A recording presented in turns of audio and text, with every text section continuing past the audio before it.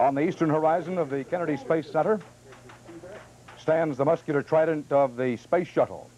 And today, on the 20th anniversary of man's first venture into space, 2 American astronauts are poised and waiting to add a new dimension to space travel. John Young and Bob Crippen are in the cockpit of the Space Shuttle Columbia, ready to ride her into orbit and fly her back to Earth. The computer problem that scrubbed the shuttle's launch on Friday, all those problems have been resolved, and the countdown is moving evenly toward a blast-off about 20 minutes from now. This first true spaceship, not a capsule, leaves Earth exactly 2 decades after the Russian cosmonaut Yuri Gagarin in Vostok 1 became the first man to enter space, and it leaves from the same launch pad, 39A, at the Kennedy Space Center, from which Neil Armstrong in Apollo 11 left to put man's first step on the moon.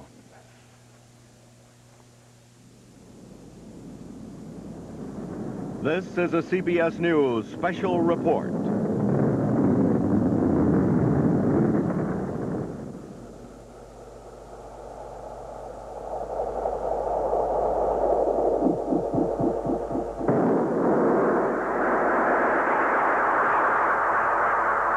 Wings in Space, the first flight of the shuttle. This portion is sponsored by the Bell System, putting its knowledge to work for your business in the information age. And now here again is Dan Rather. It's an absolutely beautiful day at the Kennedy Space Center. The weather is even better than the planners of this morning's launch had hoped for. The countdown has been proceeding smoothly, every bit as smoothly as it was on Friday morning when the launch was originally scheduled.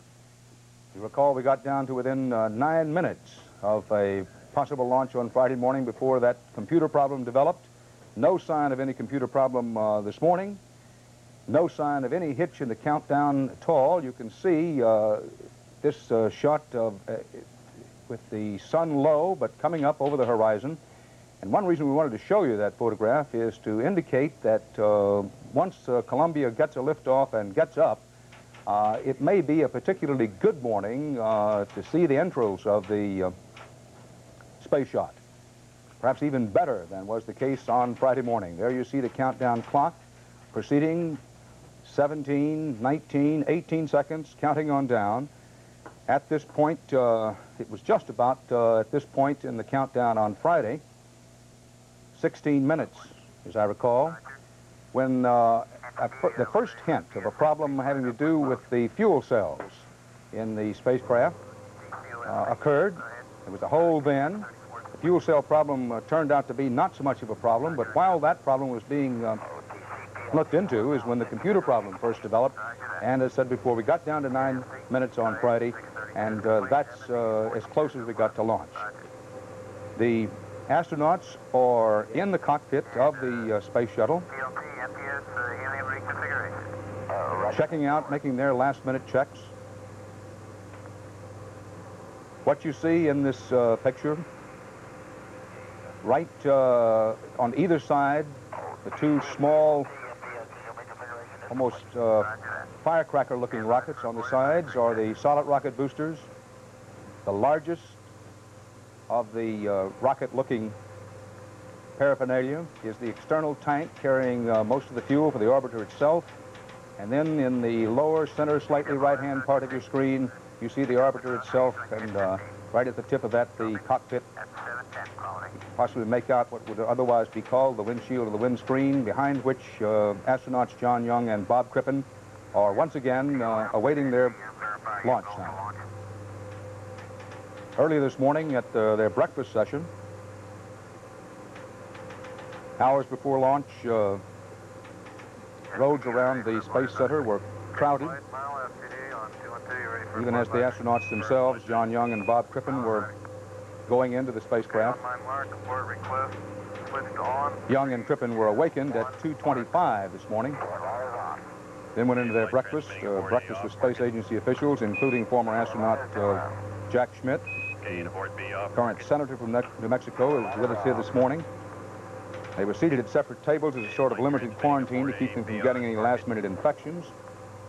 The meal was orange juice, Canadian bacon, and fried eggs and toast. They then went to suit up for the flight. Now, these are are emergency ejection suits they're wearing, the kind of suits the reconnaissance jet pilots wear. These are not spacesuits of the type worn for walking on the moon.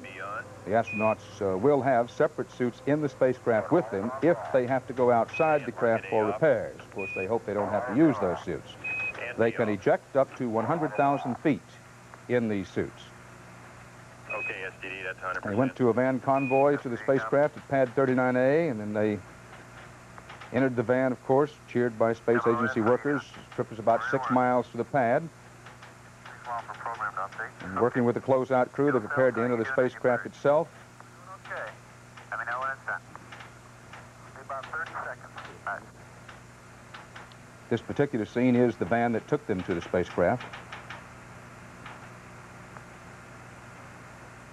Working with the closeout crew, they prepared to enter the spacecraft itself.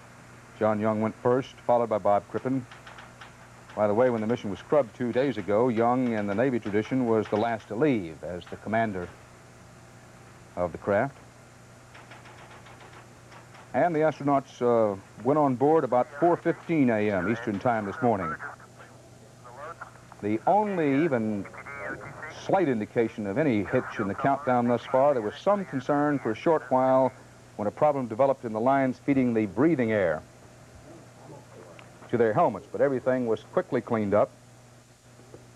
All of that happened just after this scene in which the hatch was finally closed. As I mentioned, Senator Jack Schmidt is with us in our CBS News studio here at the Kennedy Space Center this morning. Had breakfast with the astronauts. Jack Schmidt, you who was among the last Americans to walk on the moon, the only scientist to walk on the moon, in there at breakfast this morning, what was the mood? We were told that Commander John Young looked a little pensive. That Crippen, as usual, was smiling and chipping away. I don't know how you describe a person's look as pensive. I've never been able to figure that out, but John was a little quieter than normal, at least while the television cameras were in and while the photographer was there, but that's fairly typical. For some reason, every breakfast, pre-flight breakfast I've ever been at, when the cameras come in, everybody sort of tightens up a little bit. You'll have to explain it. I can't. But soon after John and Cripp got into their weather briefing and their final briefing on what changes had been found in the spacecraft and so forth and the checklist, and they loosened up, and it was a fairly typical jovial thing about, don't wreck my schedule for next week, John, you know, get this thing off the ground. What special things were done to keep the astronauts up? What could they do? What did they do with themselves to keep? You have to have your adrenaline pumping to a certain extent. Hey, believe me, there's no problem. I don't care when this thing is going to launch. There's always going to be adrenaline, and the whole training is such that you get used to delays in simulations. You get used to delays in this schedule and that, and there's no problem getting your adrenaline up. You know what's going to happen out there, and you've got to be ready for it.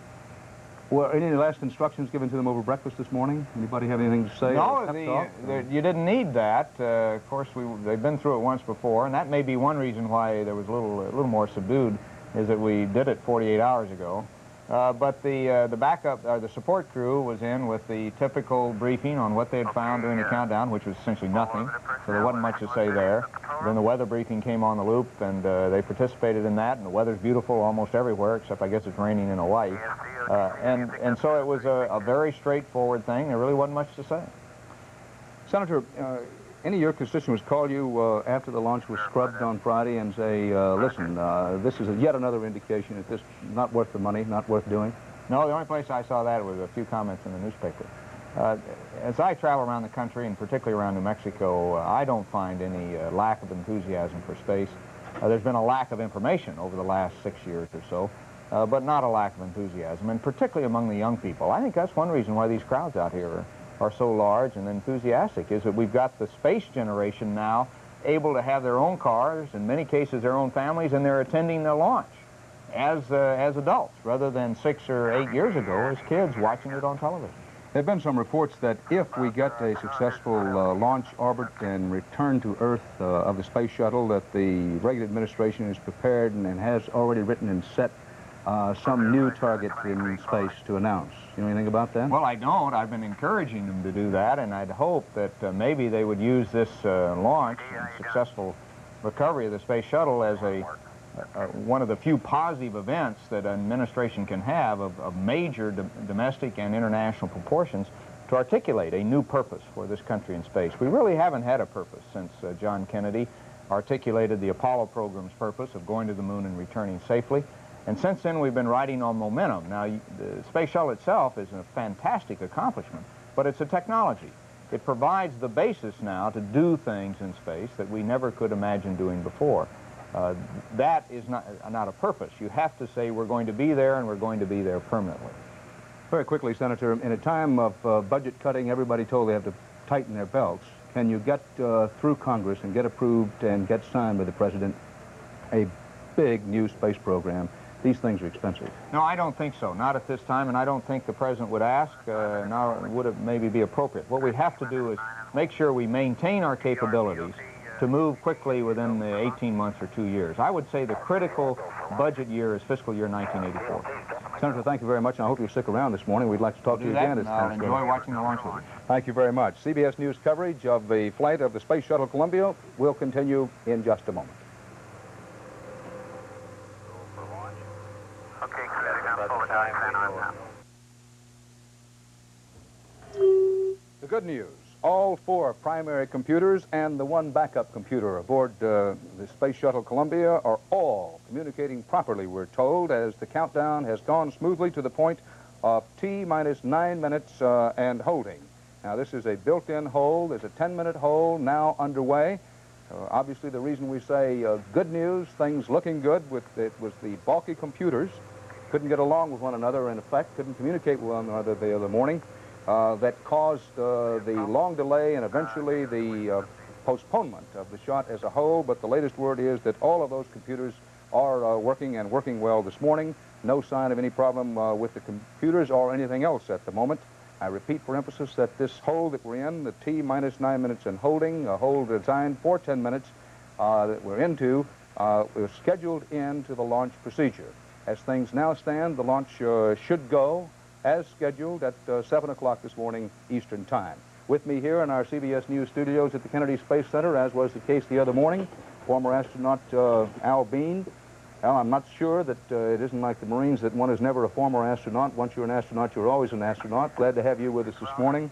Leo Krupp with Rockwell International, our expert on hardware and just about everything else connected with the shot. Gentlemen, let's have a good time this morning and get this thing up. Any sign of any trouble anywhere, Leo Krupp? Everything looks good so far, Dan. That minor problem they had with the oxygen to the face plates has been cleared up. It turned out it was just a connector wasn't seated properly, and the weather looks beautiful out there this morning. I noticed we have a good contrail layer about probably between 30 and 45,000 feet, so on launch you should see a nice trail behind the spacecraft as it launches. Al, we told people on Friday morning, but I want to re-emphasize it. When we get down to liftoff time, just before liftoff, we're going to see and hear what first? Actually, before this spacecraft gets liftoff, gets airborne, we're going to see and hear what? Well, first we're going to see the main engine start. This will be about 6 or 7 seconds prior to the actual liftoff. So we'll probably see some smoke coming out of the center area beneath the spacecraft. And then when it gets down to about a quarter of a second prior to liftoff, we'll see the solids start on either side, which will give us much more in the way of flame and smoke. And then by that time, we're going to see it leap off the pad. This thing should move quite a bit faster than we saw spacecraft move in Apollo.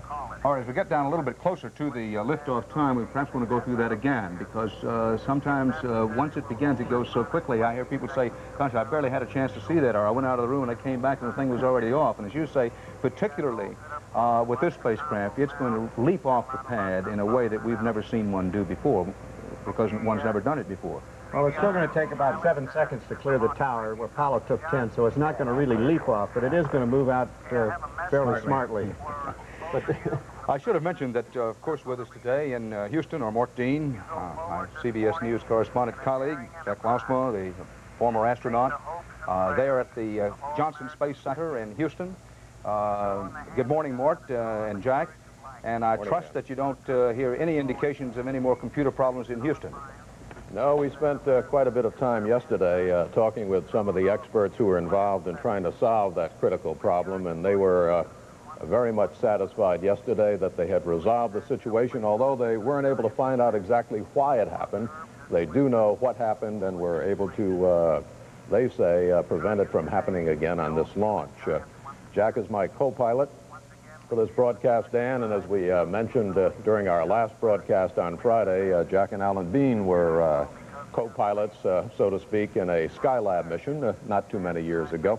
I was talking to Jack before about just what the astronauts would have done yesterday. They did some flying, and otherwise, was it pretty much a day off for them as they waited for this flight today? Well, they flew the shuttle training airplane, Mort, to practice some more landings and approaches there at the big runway at Cape Kennedy. I'm sure they got a very thorough briefing on the solution to the problem that was giving us difficulty first time around, and I'm sure they also went over some more of their procedures. So I'm guessing it was a rather busy yet semi-relaxed day. You know, what I found was extraordinary when I asked you if we could somehow add up the number of hours that Crippen and Young have spent in simulators and trainers. You came up with an amazing figure. After all, they have been working for some 3 years preparing for that flight. Jack, perhaps you could go to those figures once again. How many hours have they spent in simulators? Well, we have a shuttle mission simulator here at Houston, Mort, and they spent about 1,400 hours in the shuttle mission simulator, simulating launch and on-orbit operations and entries, many malfunction procedures and emergency procedures. And we also have the shuttle training airplane that we mentioned earlier that they practiced in again yesterday, and they have about 150 to 200 hours flying that for simulated approaches. And then, of course, there are all the other multitude of lesser simulators and briefings and checklist procedures and so forth to go through. So they've spent a lot of time training, but mostly in the shuttle mission simulator. In the simulator. And, of course, this type of aircraft or spacecraft, it's both, has never flown before. And Dan, I think there was one break from tradition this morning. According to the menu I saw, the astronauts did not have steak this morning. And to the best of my memory, astronauts have always had steak on the day of launch, so maybe that's a good sign. Maybe they're trying to break the cycle of bad luck with the shuttle. Well, let's hope so, Mort. They had Canadian bacon instead of steak this morning, and Launch Director George Page, speaking to the crew, said that if they see any problems, not to take any chances. And he also reread to them President Reagan's message, the message in which the president said, "You go in the hand of God," and that you once again make us all feel as giants. We don't know whether President Reagan is up this morning and watching the launch, although we were told that he very likely would be if he felt like doing so. We have no indication if he is watching, how he's watching, but knowing President Reagan to be a fellow who likes excellence, we can assume that he's watching CBS this morning, and we hope that he is at any rate. The computer problem that caused the scrubbing of Friday's launch was a 40-millisecond gap. That's 40 over 1,000. 40-millisecond gap in the synchronization between the 4 primary computers on board and the 5th backup computer. Bruce Hall has more about that. Space Shuttle controllers have discovered a way to avoid the problem that caused Friday's launch cancellation, a way to eliminate a timing difference in the spacecraft's computers. The deputy shuttle manager said they did not actually change the 2 computer systems, but developed a way they can test the computers by stopping and restarting them. For all future loads, we will, as a minimum, do this check to verify that the times come up and are in sync. The problem, which did not surface until the final hour before the scheduled launch, was apparently planted in the computers 30 hours earlier, when commands were sent out to start. It was a very difficult problem to diagnose. It wasn't a very complex area of the program, and I think we were quite fortunate to nail the problem as quickly as we did. At the launch pad at Kennedy Space Center, there were very few problems that had to be dealt with. We got an indication on our hazardous gas system that we had a leak inside the tail service mass, and we're running some mass spectrometer leak checks down there today. We don't expect that to be a problem. The delay also gave inspectors a chance to take a closer look at the insulation on the fuel tank that has caused so much trouble since it was damaged during a January test. We've made an inspection of the insulation on the external tank, the ET, to make sure that we didn't have any problems there, and everything looks good in that area. Page said if the liftoff is delayed again, it would probably be at least Tuesday before another attempt could be made to launch the shuttle. Bruce Hall, CBS News, at the Kennedy Space Center. And the clock is now running out of the planned 10-minute hold. 8 minutes and 9 seconds and counting down toward launch. Let's pick up the rest of the announcement from Space Shuttle Control. At launch, the sleek T-38 supersonic trainers have such critical timing because of the small fuel load that they carry. T-minus 7 minutes, 52 seconds and counting.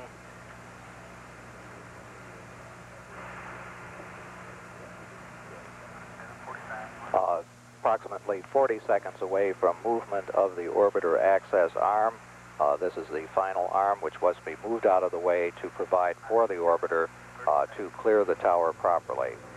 This may be a very interesting launch to watch from the standpoint that the orbiter is able to translate slightly horizontally as it begins to lift off, and it also does a roll maneuver which will place it, the orbiter sort of on its back as it goes towards the proper inclination to the equator. T-minus 7 minutes, 7 seconds and counting. T-minus 7 minutes and counting. And we have retraction of the orbiter access arm, beginning to move back first away from the orbiter and then to swing away. This was the walkway attached to the service structure and used by the crew to walk to the orbiter. The crew has been advised to lower their helmet visors. Very slow movement by the orbiter access arm. T-minus 6 minutes, 29 seconds and counting. The crew is beginning the APU pre-start. The start begins at the 5-minute point in the countdown. T-minus 6 minutes, 15 seconds and counting. The APUs are turbine devices fueled by hydrazine, which provides hydraulic power to change the angle of the engines and the flight surfaces on the orbiter. T-minus 5 minutes, 59 seconds and counting. Pilot Bob Crippen had begun that APU pre-start, which started about 48 seconds from now. The development flight instrumentation, which measures the stresses on the orbiter during flight, have been turned on, and recorders store information for playback after landing. T-minus 5 minutes, 30 seconds, mark and counting. And verify we've got 3 great talkbacks. Good job. Pilot Bob Crippen has signified the auxiliary power units are ready to be started. Flight to your stored program T-minus command. 5 minutes, 15 seconds and counting.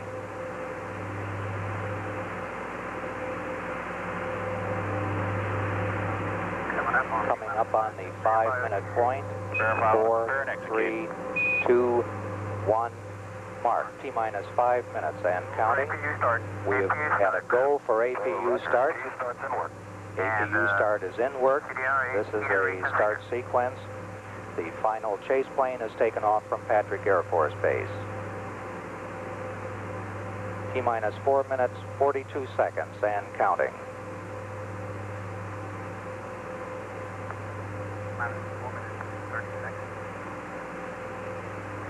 T-minus 4 minutes, 30 seconds and counting.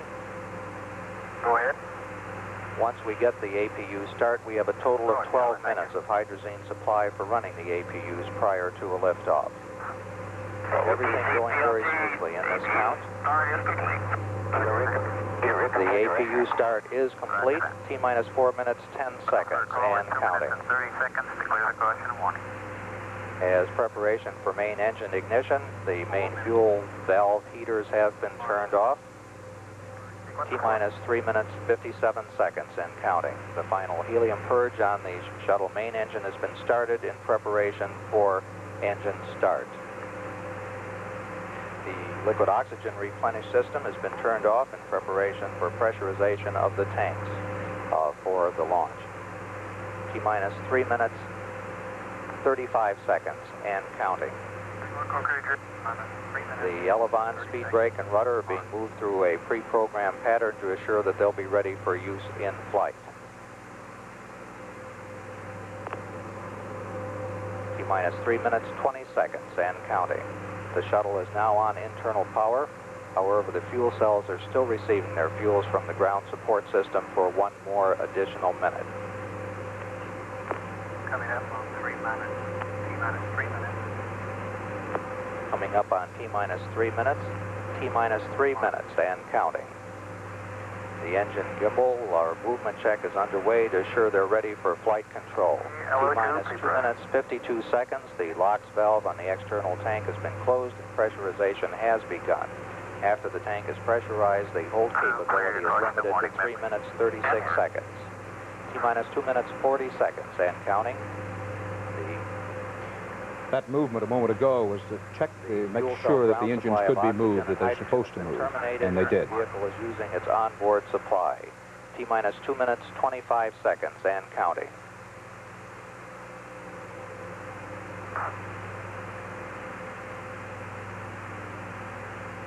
T-minus 2 minutes, 15 seconds. The pressure in the LOX tank is at flight pressure.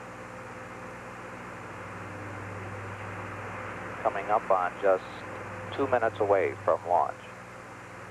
T-minus 2 minutes. T-minus 2 minutes marked and counting. Figure for launch, so lift off. The liquid hydrogen vent valve has been closed and flight pressurization is underway. T-minus 1 minute, 50 seconds and counting. We're figure for liftoff. Smooth sailing, baby. Thanks a lot, Chuck. You guys do super work. Chuck Hannon has just said smooth sailing, baby, to astronauts John Young and Bob Crippen. T-minus 1 minute, 35 seconds and counting. T-minus 1 minute, 30 seconds mark.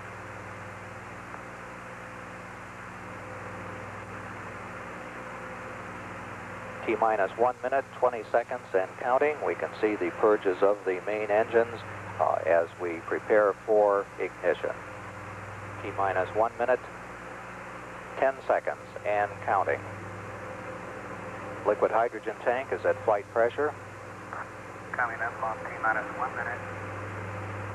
T-minus 1 minute, marked and counting. The firing system for the sound suppression water will be armed in just a couple seconds from now. It has been armed. T-minus 45 seconds and counting. T-minus 40 seconds and counting. The development flight instrumentation recorders are on. T-minus 35 seconds. We're just a few seconds away from switching to the redundant sense sequencer. T-minus 27 seconds. We have gone for redundant set sequencer start. T-minus 20 seconds and counting. T-minus 15, 14, 13, T-minus 10, 9, 8, 7, 6, 5, 4. We've gone for main engine start. We have main engine start.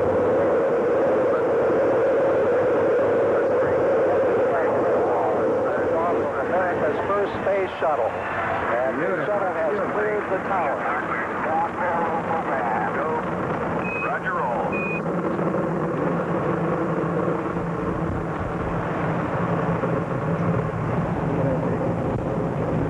Program complete. Roll complete.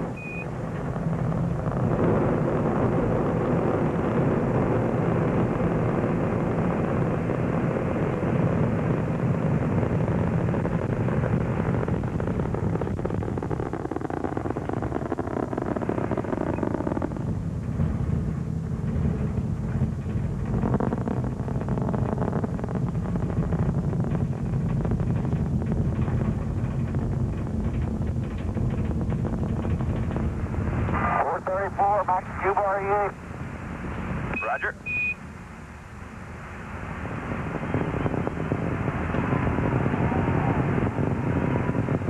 Right now they're going through the time when they have a maximum airflow.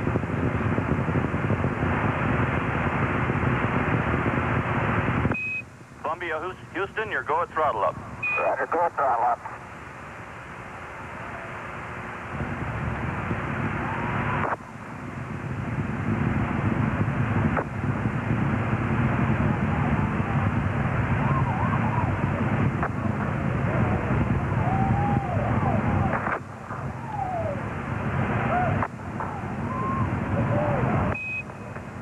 Columbia, on a nice ride. You're lofting a little bit. You'll probably be slightly high at staging. Columbia, you're negative seats. That says that Columbia, the altitude is too high for ejection seat use. Columbia, your go for SRB SEP. 2 minutes, 4 seconds, standing by for SRB SEP confirmation.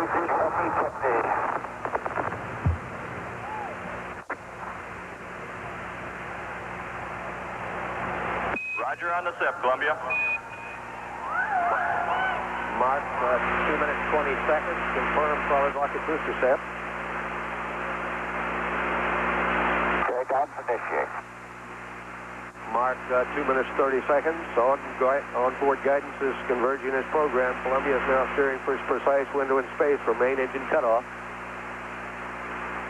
Mark, 2 minutes, 40 seconds. Columbia now 39 nautical miles in altitude, 42 nautical miles downrange. Mark, 2 minutes, 50 seconds. Columbia, you're looking a little hot. All your calls will be a little early. Okay. Columbia now has 2-engine rotor capability. Looks good here. Roger. 3 minutes. Young and Crippen really moving out now. Velocity now reading 6,200 feet per second.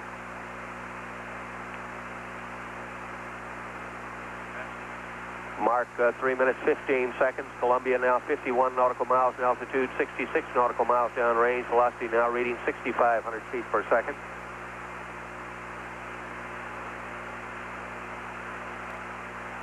Mark, 3 minutes, 30 seconds. Columbia now 55 nautical miles in altitude, 78 nautical miles downrange. Mark, 3 minutes, 40 seconds. Standing by for a return status check and mission control by Flight Director Neil Hutchinson. Columbia given a green to continue.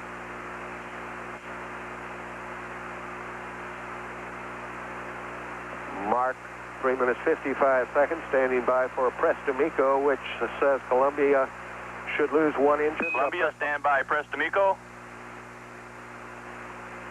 Columbia continues flying forward, coming up on Mark, return. Prestamico. Roger, Prestamico.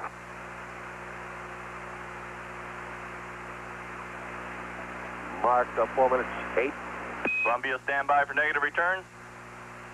Mark, negative return. And your revamp is good. Mark, 4 minutes, 25. 5 seconds. Sure is, we can confirm it. With that call up. Okay, Capcom Brandon Stein, Columbia now committed to space travel. Young and Crippen can no longer turn around and return to the launch site. Columbia, Houston, we're showing both ohms PC transducers off scale high. Mark, 4 minutes, 45 seconds. The flash evaporator is activated on board to cool the Roger, setting off scale low here. Roger, stand by. We'll keep an eye on it. Mark, 4 minutes, 56 seconds. Columbia is lofting early in the second stage, is now being taken out of the trajectory as programmed. Columbia now 74 nautical miles in altitude, 181 nautical miles. Everything looks nominal there, man. What a view, what a view. Glad you're enjoying it. Mark, 5 minutes, 15 seconds. Columbia now 75 nautical miles in altitude, 202 nautical miles downrange. Velocity now reading 11,000 feet per second. A status check and mission control by Flight Director Neil Hutchinson. Columbia, Houston, your go at 5:30. MECO, 8+34. Mark, 5 minutes, 40 seconds. That call up from Capcom Brandon Stein says Columbia's trajectory, navigation, and engine performance. Roger, Columbia, reading you loud and clear. Okay, you're clear, a little weak. Mark, 5 minutes, 55 and seconds. Columbia, we just switched over Bermuda. Boy, should be getting better here in a second. Roger that. Okay, doke, that's good.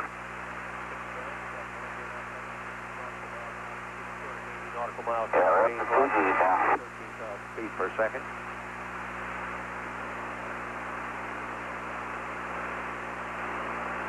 Columbia, Houston, could we have the cryo heaters, please? And Columbia, your single engine rota. Roger. Mark, 6 minutes, 25 okay, seconds. you got the cryo heaters. That call up from Capcom Brandon Stein says that a 2-engine failure occurred. Columbia station on emergency landing and orbital station space. Mark, 6 minutes, 40 seconds. Columbia pitching over now, diving to increase velocity, decrease altitude, giving Columbia her most favorable attitude. Columbia now 72 nautical miles in altitude, 373 nautical miles downrange. Velocity now reading 16,400 feet per second.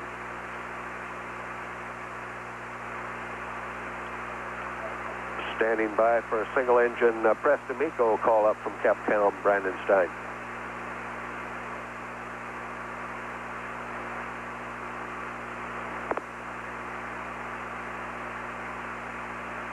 Columbia, your single engine, Press D'Amico. Mark 7 minutes 20 seconds. That report says that Young and Crippen can achieve orbital insertion even if 2 engines go out.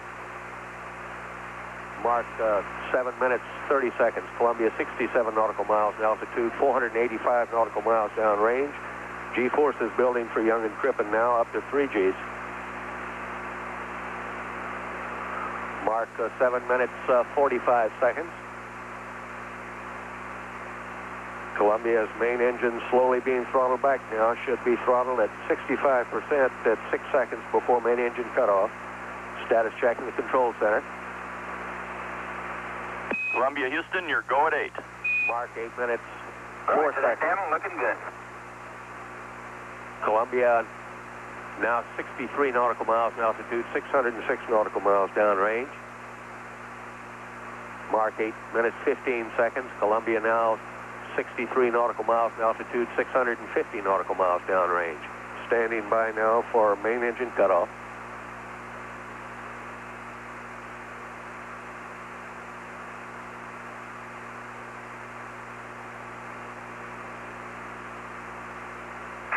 Miko 25670 up at 220 feet per second.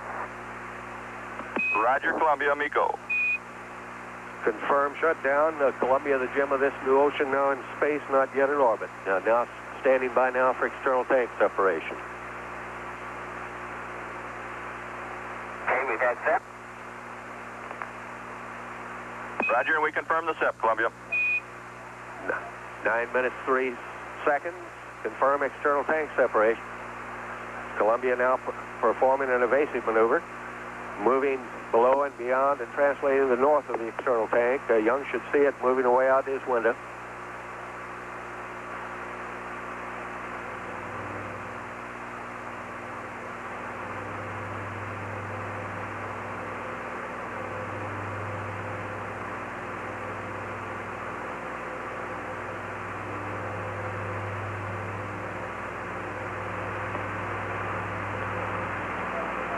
Minutes 40 seconds, go no-go status check and mission control for the first Ohms burn. Given a go.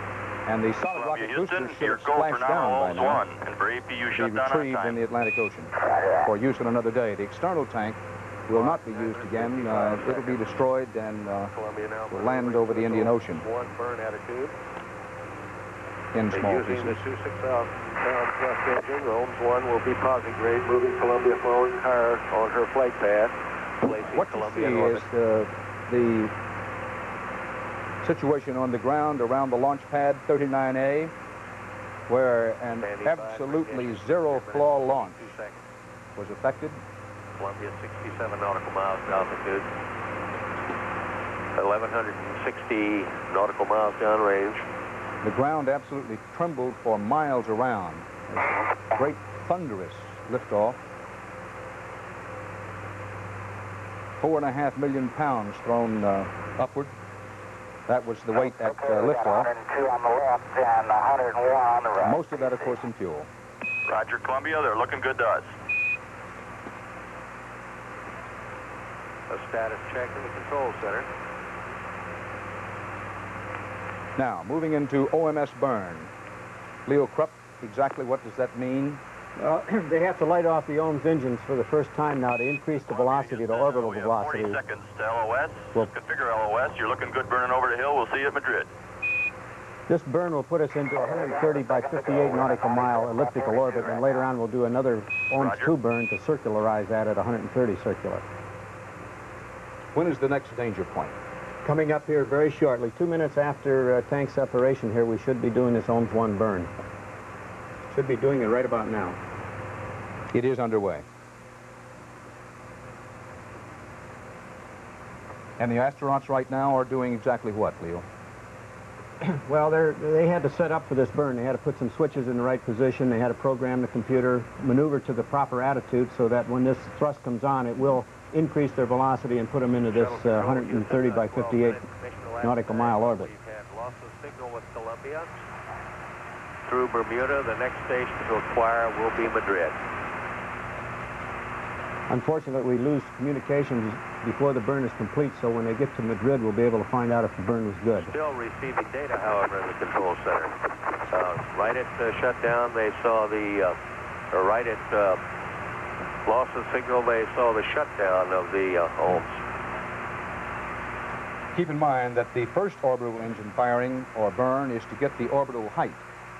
And the second orbital engine firing is to make the orbit circular. And the crew will leave their seats for the first time as the first orbit is completed. That would be about an hour and 15 minutes into the flight.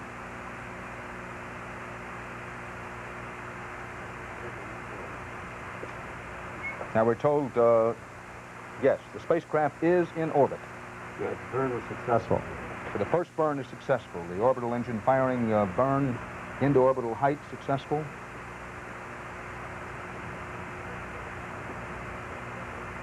Absolutely flawless launch into orbit.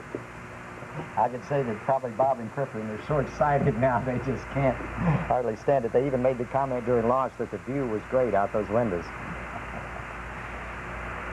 As the spacecraft reaches into orbit and prepares to make its first circular orbit of the Earth, we'll say that our CBS News coverage of the flight, and we can now say flight of spacecraft Columbia, will continue after this pause for station identification. At the Kennedy Space Center in Florida, far out of sight now, the astronauts aboard the successfully launched Space Shuttle Columbia have successfully fired their first orbital engine, which is designed to get them to the orbital height of approximately 130 nautical miles up.